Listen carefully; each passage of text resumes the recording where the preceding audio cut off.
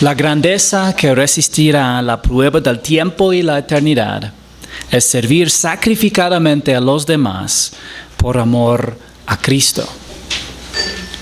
Debido a la naturaleza pecaminosa, naturalmente pensamos en la grandeza como privilegio y autoridad.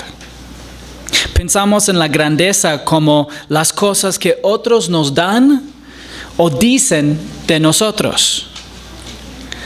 Malinterpretamos la vida eterna, las recompensas, la salvación y lo que realmente importa a la luz de la eternidad. Por eso necesitamos tanto que el Espíritu Santo de Dios cambie nuestra manera de pensar. Necesitamos que nuestras perspectivas sean moldeadas por la palabra escrita de Dios.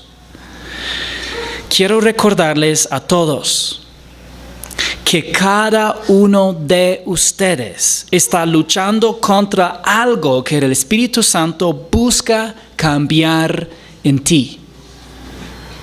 Realmente, no hay un creyente aquí esta mañana que no está luchando realmente en contra del Espíritu Santo de Dios y lo que Él quiere cambiar en nosotros.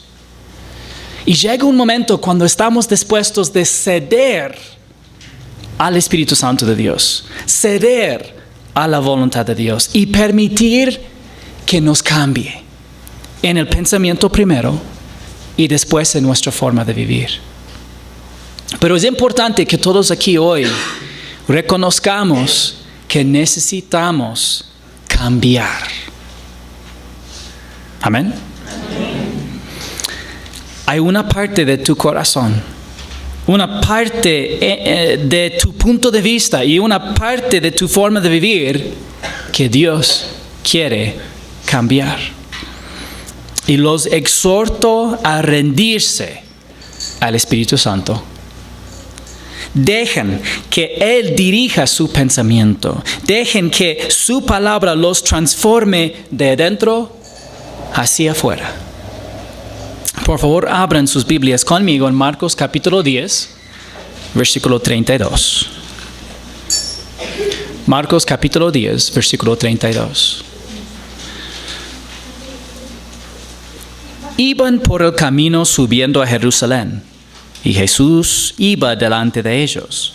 Los discípulos estaban perplejos, y los que los seguían tenían miedo. Y tomando aparte de nuevo a los 12, comenzó a decirles lo que le iba a suceder. Bueno, ¿por qué estaban perplejos? Los discípulos estaban asombrados o perplejos porque Jesús iba a Jerusalén a pesar de encontrar cada vez más hostilidad cada vez que iba ahí. Jesús estaba decidido a cumplir la voluntad del Padre, lo que implicaba pagar el precio máximo por la salvación de los que amaba. Luego Jesús predijo de nuevo a sus discípulos su muerte y resurrección. Ahora subimos a Jerusalén, y el Hijo del Hombre será entregado a los principales sacerdotes y a los escribas, y lo condenarán a muerte, y lo entregarán a los gentiles.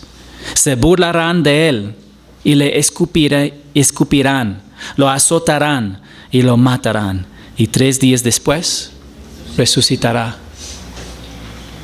Los principales sacerdotes y los escribas lo condenarían y lo entregarían a los gentiles. Los gentiles, hablando de los romanos, se burlarían de él, le escupirían, lo azotarían y lo matarían. Y después de 3 días resucitaría. Porque nada de esto encajaba en la perspectiva judía común sobre el Mesías. Porque los judíos querían que el Mesías cumpliera el perfil del conquistar a los enemigos de Israel. Sin embargo, los judíos ya habían notado que había dos perfiles mesiánicos distintos en las Escrituras. Uno en el que muere por la nación y otro en el que conquista a los enemigos de Israel. Se referían al perfil del Mesías que muere como Mesías hijo de José, hablando del patriarca. Y al perfil de Mesías que conquista a los enemigos de Israel, lo llamaron Mesías hijo de David. ¿Ya? Mashiach ben David. Lo irónico es que ambos perfiles son cumplidos en el mismo Mesías, Jesucristo. Esto es lo que Isaías escribió sobre el siervo del Señor que realmente cumplió el papel del Mesías ben José. Isaías 53, 3 al 5. Fue despreciado y desechado de los hombres, varón de dolores y experimentado en aflicción. Y como uno de quien los hombres esconden el rostro, fue despreciado y no lo estimamos. Ciertamente Él llevó nuestras enfermedades y cargó con nuestros dolores. Con todo nosotros lo tuvimos por azotado, por herido de Dios y afligido. Pero Él fue herido por nuestras transgresiones, molido por nuestras iniquidades. El castigo por nuestra paz cayó sobre Él, y por sus heridas hemos sido sanados. Isaías profetizó que el Mesías sería despreciado y desechado. El pueblo de Israel no lo estimaría. Al contrario, lo considerarían azotado y herido por Dios, cuando en realidad fue herido por sus transgresiones. En otras palabras, moriría como sacrificio sustitutivo por el pueblo. Por consiguiente, la predicción de Jesús sobre su rechazo, muerte y resurrección debería haber tenido sentido para los discípulos. Pero como no podían imaginar que eso le sucedería al Mesías, no asimilaron sus palabras. Tampoco permitieron que su ejemplo influyera en su pensamiento. Jesús fue resueltamente a Jerusalén a pesar de estar a punto de morir. Su sacrificio debería haber inspirado humildad en los discípulos. También debería haber ya hecho que ellos tal vez le presenten la pregunta: ¿y por qué tienes que morir? ¿Por qué así? Pero, ¿qué impacto tuvo esta predicción de Jesús en el pensamiento de los discípulos? Aparentemente no mucho. Ellos sí eran perplejos de que Él iba a Jerusalén, pero no asimilaron la lección. Estaban tan consumidos en sus propios planes y deseos que apenas les quedaba espacio en la mente para procesar las palabras de Jesús. ¿No pasa esto alguna vez con nosotros? Estamos a veces tan preocupados por nuestros planes de trabajo, educación o familia que no nos detenemos a pensar en la importancia y la aplicación de lo que leemos en la palabra de Dios. Creo que frecuentemente esto nos pasa. Por eso, cuando acercamos a la palabra de Dios, debemos buscar la transformación en lugar de la afirmación. ¿De qué estoy hablando? Muchos se acercan a la palabra de Dios para que les da una afirmación, para que les hace sentir mejor acerca de sí mismos. Y es la verdad que la palabra de Dios nos va a dar mucha afirmación, especialmente por los creyentes en Jesucristo. Nos va a recordar de nuestra identidad en Cristo, sí. Pero realmente no deberíamos buscar afirmación, sino transformación. Y transformación significa cambio. Y el Señor desea cambiarnos con su palabra. Pero ¿Qué les preocupaba a los discípulos? Jacobo y Juan, los dos hijos de Zebedeo, se acercaron a Jesús diciendo: Maestro, queremos que hagas por nosotros lo que te pidamos. ¿Qué quieren que haga por ustedes?, les preguntó. Esta es una táctica común de manipulación humana, ¿sí o no? Pedirle a la otra persona que te haga una promesa antes de revelar la información pertinente. ¿No es cierto? Prométeme. ¿Qué quieres que te promete? En lugar de decir lo haré, Jesús respondió a su pregunta con una pregunta. ¿Ya? ¿Qué quieren que haga por ustedes? Ellos le dijeron: concédenos que en tu gloria nos sentemos uno a tu derecha y el otro a tu izquierda. Esto equivale a pedir una medalla de oro en los Olímpicos antes de competir.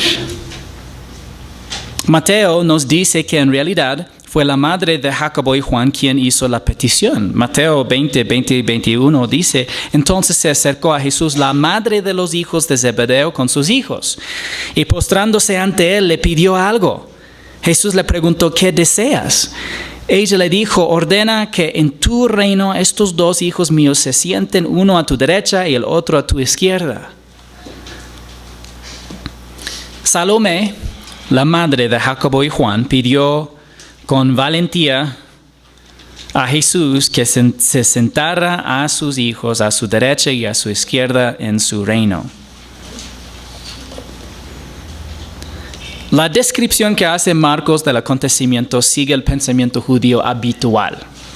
Si Salomé pidió que sus hijos se sentaran a la derecha y a la izquierda de Jesús, y si sus hijos estaban de acuerdo, entonces su petición o la de ellos eran sinónimos. Entonces, las dos posibilidades son que tal vez fuera una conversación más extensa, en que los hijos y la mamá hablaron. La otra posibilidad es que primero los hijos pidieron y después pidió la mamá, o primero la mamá y después los hijos pidieron la misma cosa. La otra posibilidad es que simplemente Mateo y Marcos están hablando de la misma conversación, pero de diferentes perspectivas. Pero ¿qué tiene de irónico su petición? ¿Quiénes recuerdan lo que estudiamos la semana pasada? Jesús ya les había prometido a sus discípulos que en el reino se sentarían en 12 tronos para juzgar a las 12 tribus de Israel. Jesús les dijo: en verdad les digo que ustedes que me han seguido en la regeneración, cuando el Hijo del Hombre se siente en el trono de su gloria, ustedes se sentarán también sobre 12 tronos para juzgar a las 12 tribus de Israel. Jesús, poco tiempo antes de esta petición de Jacobo y Juan, les prometió este privilegio tan grande. En lugar de sentirse profundamente humildes y agradecidos por tan asombroso honor, Jacobo y Juan querían más. Y esto es la carne. En la palabra de Dios, la carne puede referirse al cuerpo físico, puede referirse a la fuerza humana o puede referirse a la naturaleza pecaminosa que habita en el cuerpo humano. Y para que entiendan un poco acerca de cómo es compuesto el ser humano creyente, ¿ya? Bueno, primero, antes de la salvación, nosotros ya tenemos la naturaleza pecaminosa, tenemos alma, espíritu y cuerpo. Desde el momento de la salvación por la fe sola en Jesucristo solamente, viene el Espíritu Santo de Dios a morar permanentemente dentro de nosotros y recibimos una nueva naturaleza. ¿Ya? Este es cómo está compuesto el ser humano creyente después de la salvación. Pero toma cuenta, aunque después de la salvación ya tenemos al Espíritu Santo de Dios y tenemos una nueva naturaleza, todavía seguimos con la vieja naturaleza o la naturaleza pecaminosa, también conocida como la carne. ¿Ya? Entonces, en algunos pasajes, cuando habla acerca de las obras de la carne o la influencia de la carne, está hablando de esta naturaleza que mora dentro de nosotros mismos.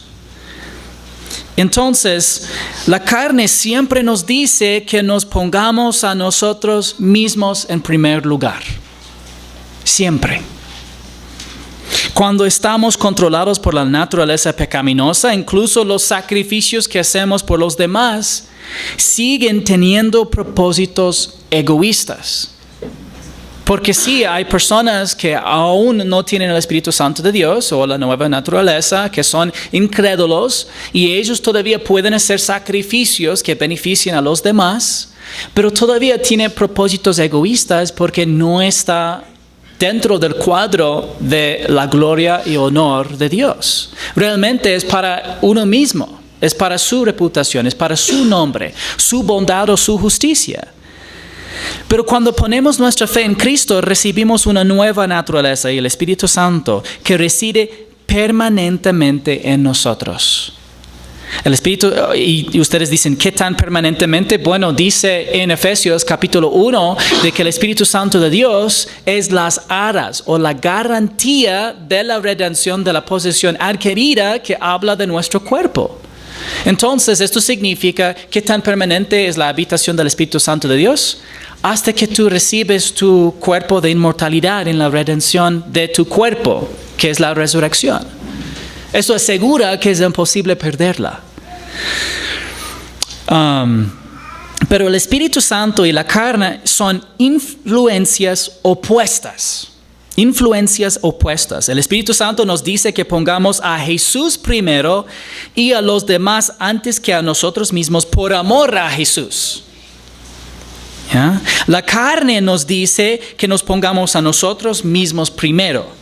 E incluso cuando ponemos a otros primero es por razones egoístas, como el miedo, como el deseo de alcanzar aprobación, como la búsqueda de gloria personal o la presentación de nuestra propia justicia.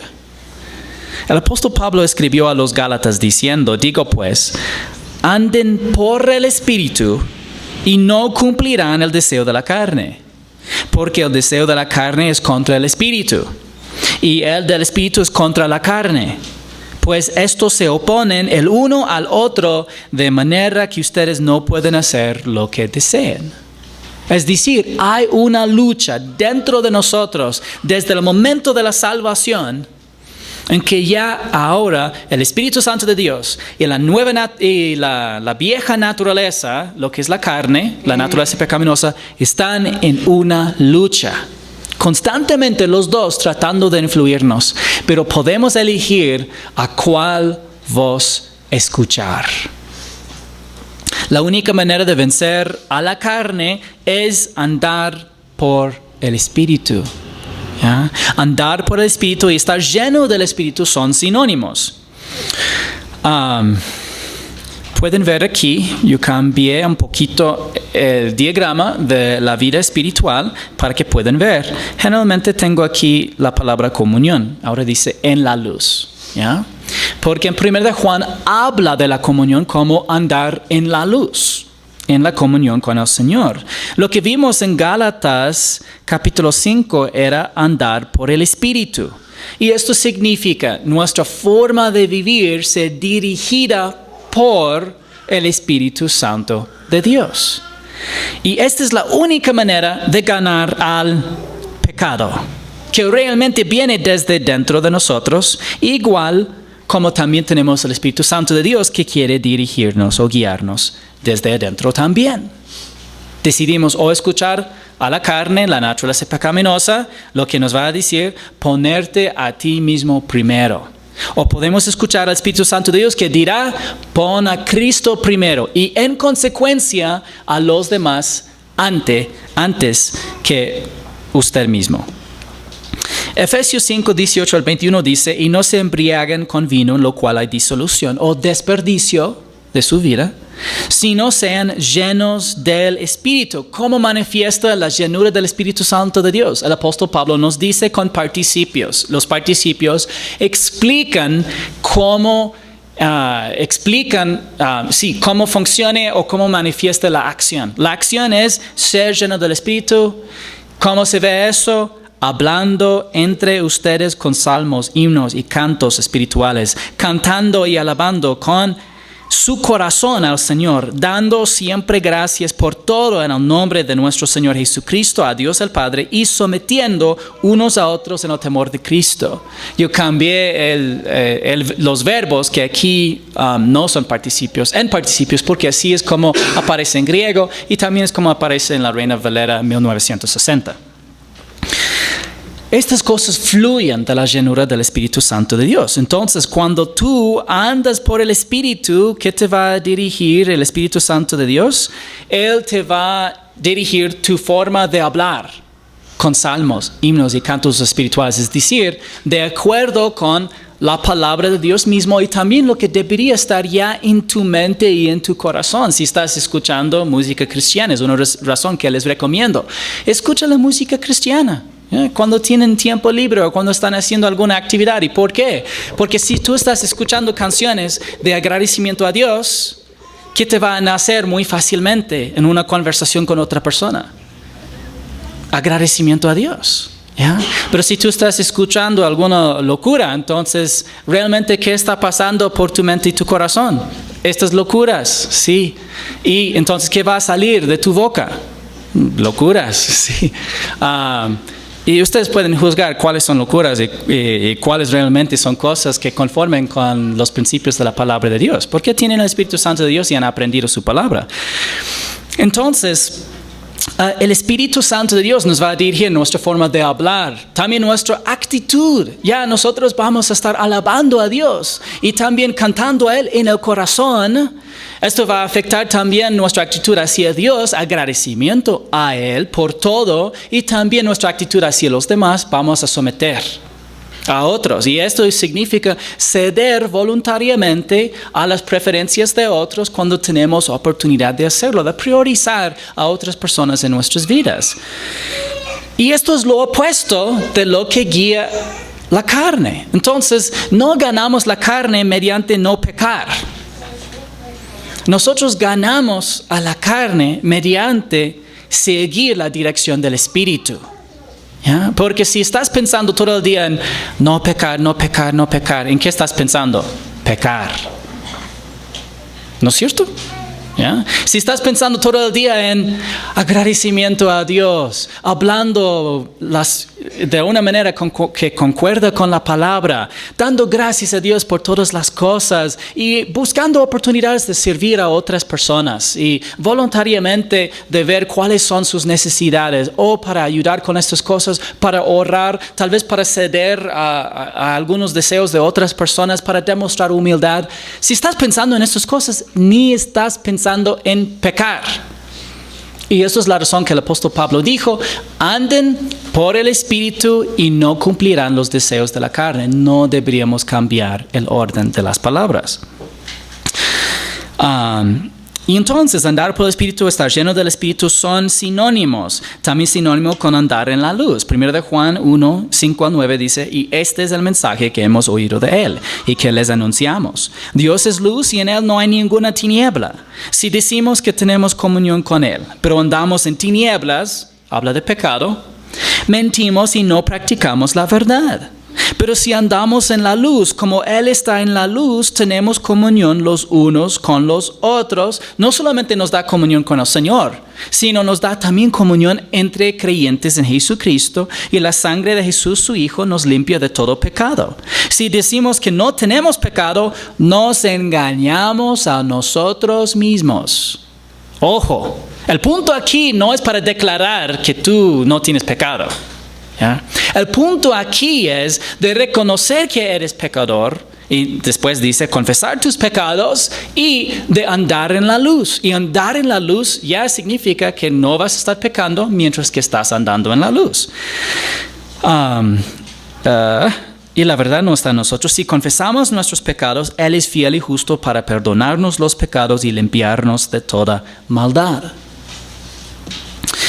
Andar en la luz implica pensar, hablar y actuar en armonía con la palabra escrita de Dios, la cual revela su carácter perfecto. Andar en la luz implica reflejar el carácter de Cristo, algo que el Espíritu Santo produce en nosotros cuando somos llenos de Él, lo que significa que somos controlados por Él.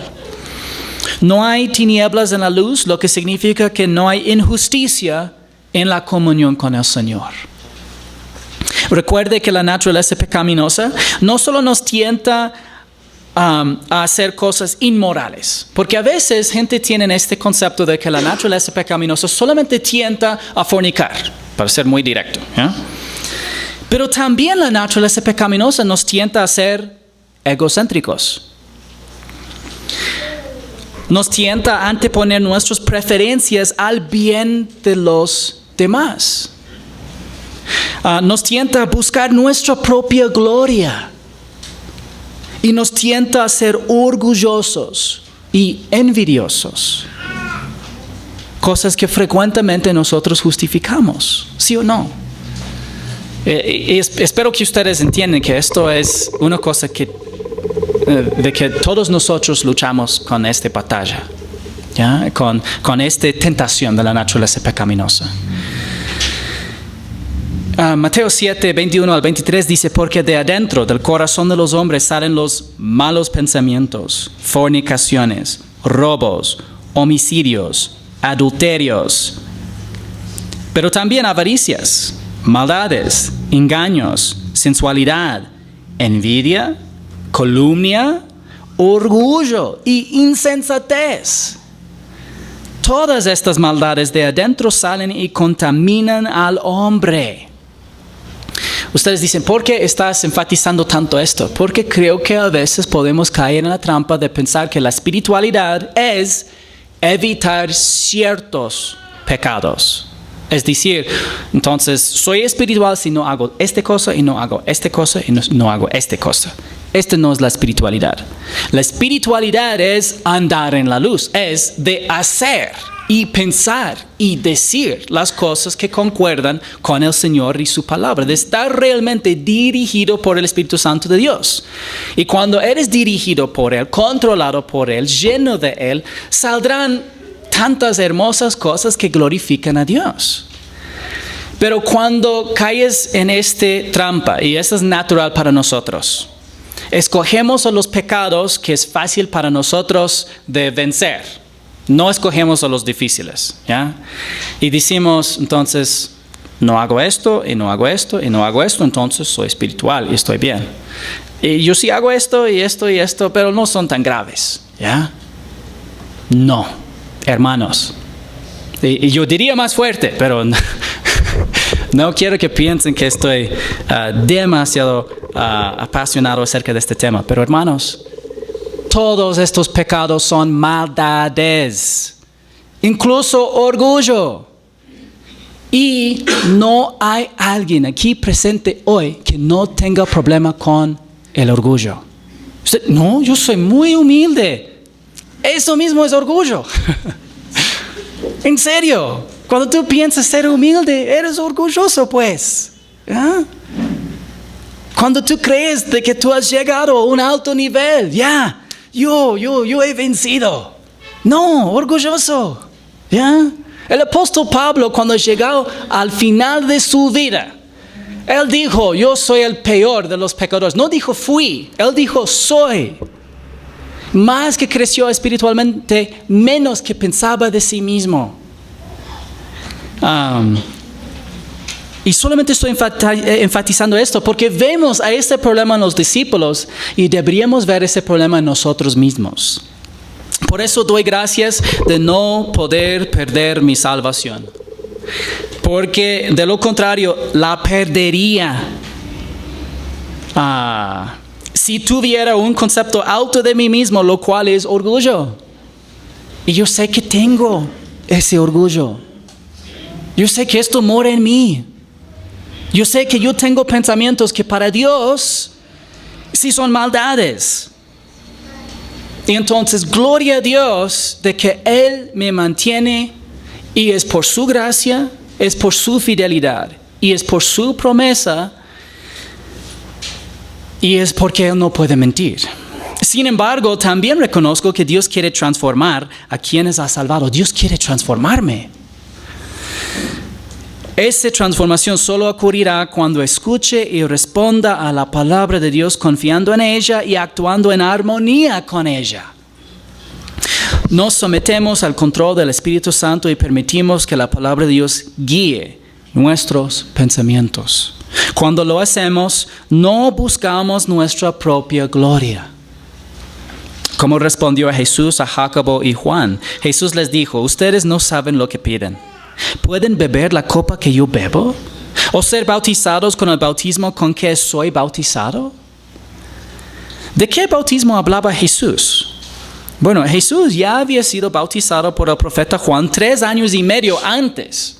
Entonces no estaba hablando de ese bautismo en agua. Por lo tanto, se refería a un bautismo diferente. En las Escrituras hay un total de 7 bautismos diferentes. Y no vamos a hacer un estudio completo de los 7 bautismos esta mañana porque nos falta tiempo. Sin embargo, nos conviene repasar el significado básico de la palabra bautismo. La palabra bautismo puede significar inmersión o identificación. Inmersión o identificación. Siempre que se encuentra la palabra bautismo, debería preguntarse en qué se sumerge a la persona o con qué se identifica. En el huerto de Getsemaní, Jesús oró al Padre diciendo, Abba, Padre, para ti todas las cosas son posibles. Aparta de mí esta copa, pero no sea lo que yo quiero, sino lo que tú quieras. Y estas palabras deberían ser las palabras de todos los hijos de Dios. No sea lo que yo quiero, sino lo que tú quieras. Yeah. Muchas veces nosotros tenemos un pensar de que la vida espiritual es según lo que nos nace. Yeah. Me nació hacer tal cosa, no me nació hacer tal cosa. ¿Ya? No es así, hermanos. Jesús dijo que no quería, en un sentido de deseo personal como de nacer por emoción, no quería morir en la cruz. Obviamente sí decidió morir en la cruz, pero no era por una emoción.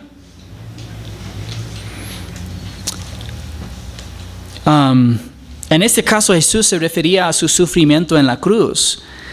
Dado que Jesús relacionó la copa que bebería con el bautismo en el que sería bautizado, entonces se refieren al mismo evento, sufrimiento en la cruz.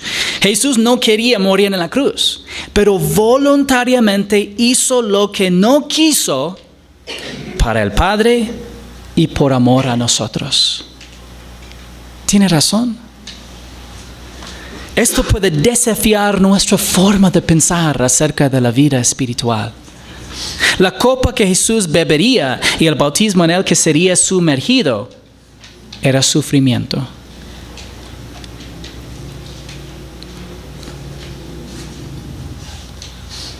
¿Qué sufrimiento experimentó Jesús en la cruz?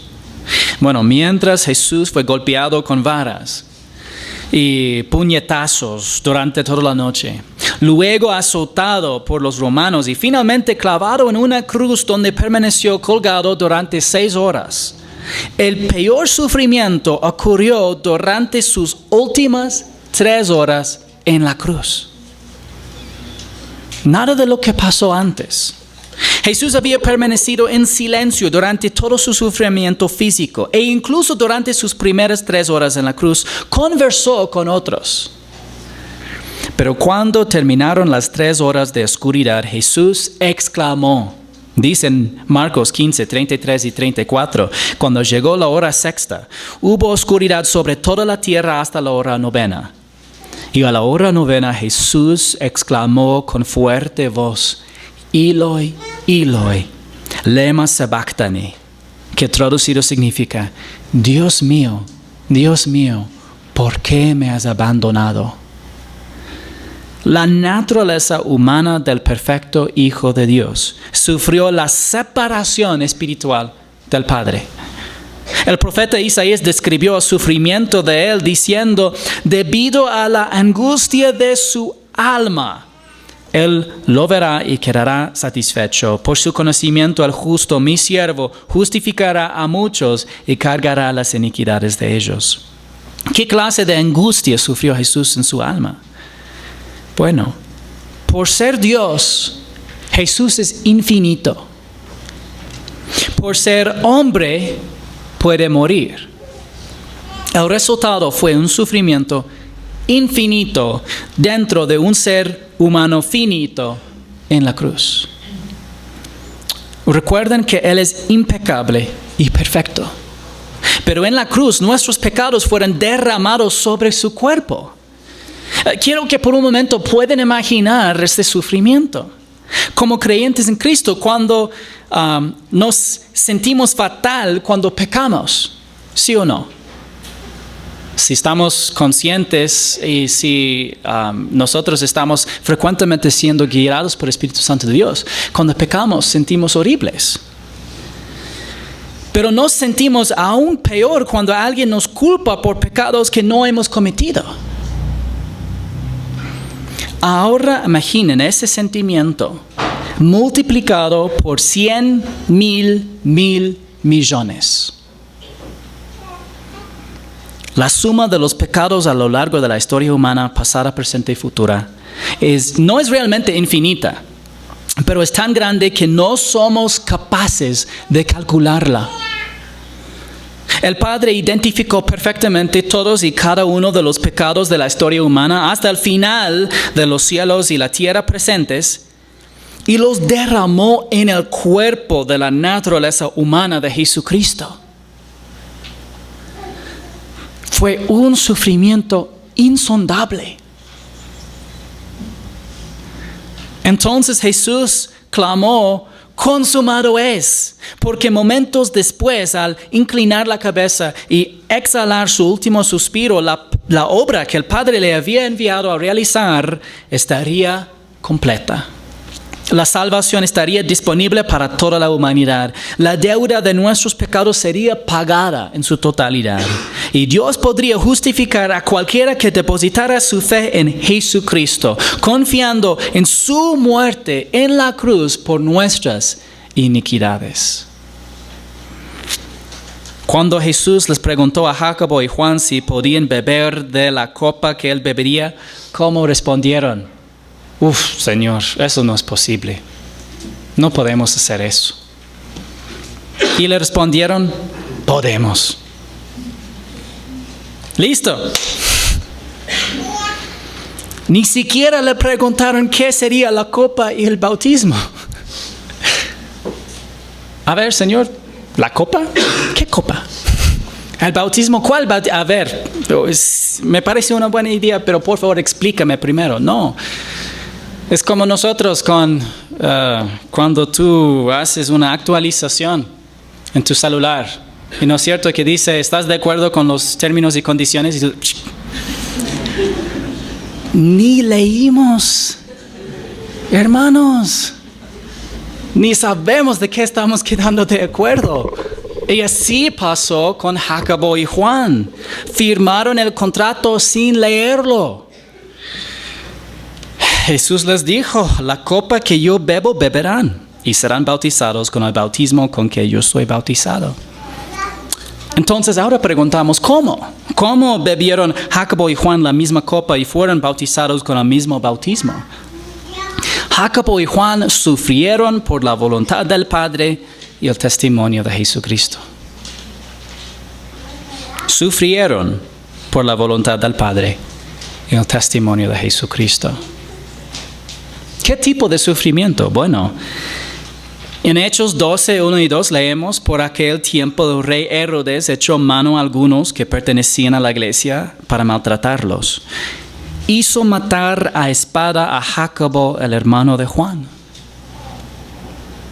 Apocalipsis 1:9 dice: yo, Juan, hermano de ustedes y compañero en la tribulación, en el reino y en la perseverancia en Jesús, me encontraba en la isla llamada Patmos, por causa de la palabra de Dios y del testimonio de Jesús. Jacobo fue asesinado a espada. Y Juan fue exiliado a la isla de Patmos después de décadas de persecución por su fe.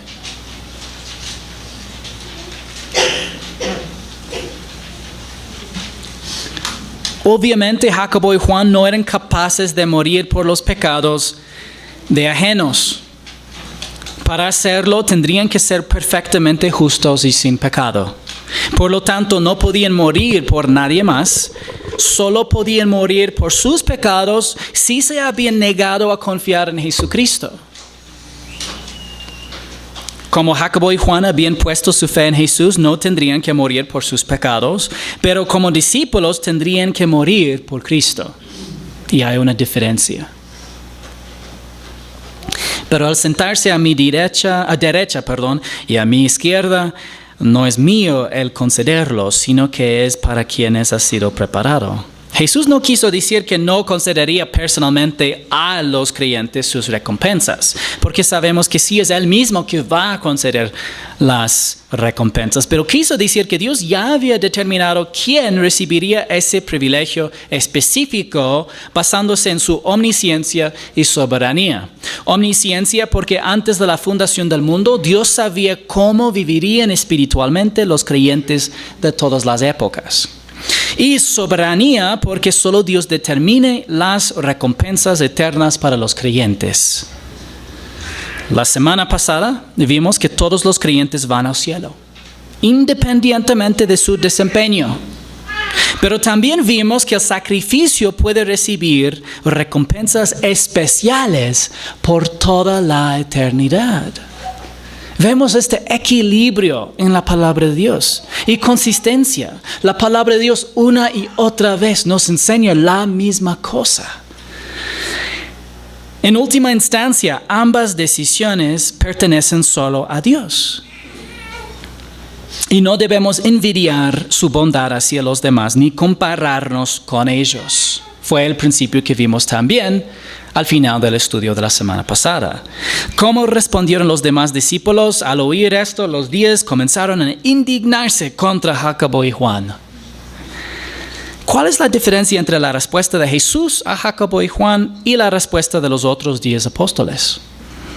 Bueno, no nos dice directamente en el texto, pero yo creo que probablemente los otros 10 apóstoles no se indignaron por la forma de pensar de Jacobo y Juan. A ver, Jesús nos acaba de enseñar principios importantes acerca de nuestra actitud. No deberíamos ser orgullosos y buscar nuestra preeminencia. El Señor, de todos modos, todos los creyentes vamos al cielo. Para algunos sí nos va a recompensar con recompensas especiales por sacrificio, pero no deberíamos estar comparándonos porque lo que recibimos del Señor es gracia, no lo merecemos. No creo que esto fue el discurso, la discusión, ¿ya? Es más probable que ellos enojaron porque consideraban que la búsqueda de prominencia por Jacobo y Juan era una amenaza para sí mismos. Esta no era la primera vez que todos los discípulos se centraban en sí mismos. Y no tenemos tiempo esta mañana, pero hay muchos otros pasajes donde los discípulos, ellos tenían argumentos acerca de cuál entre nosotros es el más grande. ¿Ya? Pero ¿qué les enseñó Jesús entonces? Llamándolos junto a Él, Jesús les dijo: ustedes saben que los que son reconocidos como gobernantes de los gentiles se enseñorean de ellos y que sus grandes ejercen autoridad sobre ellos. ¿Cuáles son algunos ejemplos? Nabucodonosor fue el narcisista por excelencia, que demostró lo que consideraba grandeza al ejercer autoridad inapropiada sobre los demás. Los emperadores romanos también fueron famosos por su abuso de poder. Ese tipo de gobernantes contrasta con el tipo de grandeza que tiene valor a los ojos de Dios. ¿Qué dice Dios? Pero entre ustedes no es así. sino que cualquiera de ustedes que desea llegar a ser grande será su servidor. Y cualquiera de ustedes que desea ser el primero será siervo de todos. Cuando sueñas con la grandeza, ¿piensas naturalmente en servir a los demás? Creo que cuando naturalmente pensamos en grandeza, pensamos en privilegios. Pensamos en lo que la gente dirá de nosotros. Un reconocimiento. Cuando pensamos en grandeza, no pensamos en hacer algo que nadie más ve, que no nos agrada, pero que es en servicio de otros. El Espíritu Santo de Dios quiere transformar nuestra manera de pensar para que reconozcamos el servicio mismo como grandeza. Eso solo sucederá si nos centramos en Jesús y su ejemplo. Él dijo, porque ni aun el Hijo del Hombre vino para ser servido, sino para servir y para dar su vida en rescate por muchos. Recordemos que Hijo del Hombre era un título mesiánico profético referente a Jesús. Jesús es el ejemplo del servicio sacrificatorio que es la verdadera grandeza. Servir a los demás es en sí mismo grandeza a los ojos de Dios. También genera recompensas y distinción para la eternidad. Pero la grandeza no es simplemente lo que sigue al servicio. El servicio en sí mismo es grandeza.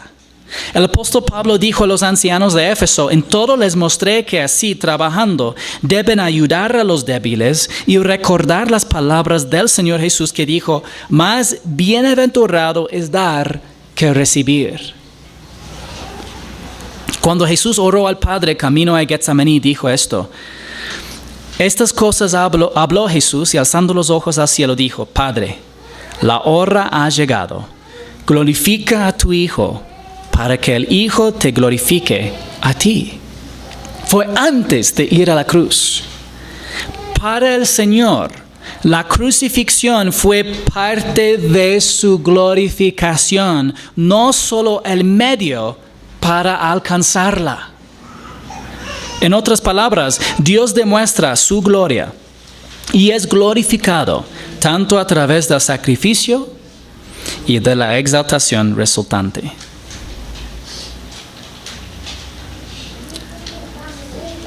Ahora nos llama a seguir su ejemplo. Filipenses 2, 3 al 7 dice, no hagan nada por egoísmo o por vanagloria, sino que con actitud humilde cada uno de ustedes considere al otro como más importante que a sí mismo. No buscando cada uno sus propios intereses, sino más bien los intereses de los demás. Haya pues en ustedes esta actitud que hubo también en Cristo Jesús. ¿Cuál actitud? La que hizo referencia antes. Es de con actitud humilde cada uno de ustedes considere al otro como más importante y de buscar los intereses de los demás. Hablando del verdadero bienestar espiritual de los demás y también necesidades prácticas. Dice, el cual Jesús, aunque existía en forma de Dios, era verdaderamente 100% Dios. No consideró el ser igual a Dios como algo a que aferrarse y no aferró a sus derechos. Nosotros siempre queremos insistir en nuestros derechos. Jesús no. Sino que se despojó a sí mismo, dejó de lado el uso independiente de sus atributos divinos, tomando forma de siervo, porque no era naturalmente siervo. Es la verdad que para siempre, desde la eternidad pasada, era el Hijo de Dios y habla de que Él es el heredor de todo lo que pertenece al Padre, pensando en los papeles de los miembros de la Trinidad. Pero no significa que era desde siempre siervo, sino asumió tomando forma de siervo, haciéndose semejante a los hombres. Él que tuvo todos los derechos y todo el poder, dejó de lado el uso de su poder independientemente de la dirección del Padre, ahora solamente ocupó su poder bajo la dirección del Padre para el beneficio de otros y se humilló a sí mismo. Y hallándose en forma de hombre, se humilló él mismo, haciéndose obediente hasta la muerte y muerte de cruz. La muerte de Jesús en la cruz es el mayor ejemplo de humildad. Mayor ejemplo de humildad. Por lo cual Dios también lo exaltó hasta lo sumo y le confirió el nombre que es sobre todo nombre, para que el nombre de Jesús se doble toda rodilla de los que están en el cielo y en la tierra y debajo de la tierra, y toda lengua confiese que Jesucristo es Señor, para gloria de Dios Padre. Como resultado de que Jesús se hizo siervo y se humilló hasta el punto de morir en la cruz por los pecados del mundo, el Padre lo exaltó. ¿Por qué sigues en el mundo? ¿Cuál es tu propósito? Al igual que Jesús, no estamos en este mundo para ser servidos, sino para servir. Jesús oró al Padre: no te ruego que los saques del mundo, sino que los guardes del maligno. Pero no ruego solo por estos, sino también por los que han de creer en mí por la palabra de ellos, para que todos sean uno. Como tú, oh Padre, estás en mí y yo en ti, que también ellos estén en nosotros, para que el mundo crea que tú me enviaste. Entonces permanecemos en este mundo para estar unidos con otros creyentes en Cristo y ser testigos para el mundo. Permanecemos en este mundo para servir a los demás, creyentes y incrédulos, no creyentes. El primer gran llamado es ser hijo de Dios. El siguiente gran llamado es ser siervo de Dios, sirviendo sacrificadamente a los demás. Entonces, ¿de qué maneras puedes servir a los demás? Hay muchas maneras y lamentablemente no podemos como repasarlas esta mañana. Un buen ejemplo de lo que mencionó el hermano es el discipulado. Si ya has recibido un discipulado, puedes discipular a otro hermano en Jesucristo. Es algo que requiere sacrificio y tiempo. Para cómo puedes servir a los demás, hay muchas personas que ellos ponen su nombre en la lista para el aseo de la iglesia y hacen una limpieza aquí que nadie ve. Yo sí veo, solamente porque tengo que dejarles entrar en la iglesia, ¿ya? Pero los demás no ven, ¿ya? Es una manera de servir. Hay otras maneras de servir también, pero al salir aquí de la iglesia, de recordar, de preguntar a las personas por lo que están pasando espiritualmente, para que puedas orar por ellos. No solamente acostumbrando de hablar con los que son de nuestro grupo, ¿ya? A las personas con quienes sentimos tranquilos, sino de salir de nuestra zona de confort y de ministrar a otros. El primer paso, por lo menos, es de conocer a las otras personas y también de sus necesidades, para que ya también podemos buscar del Señor que Él suple sus necesidades, y a veces también de estar dispuestos de nosotros mismos también ser el medio de Dios para suplir las necesidades de los demás. Hermanos, la grandeza que resistirá la prueba del tiempo y la eternidad es servir con sacrificio a los demás por amor a Cristo. Esta es la verdadera grandeza.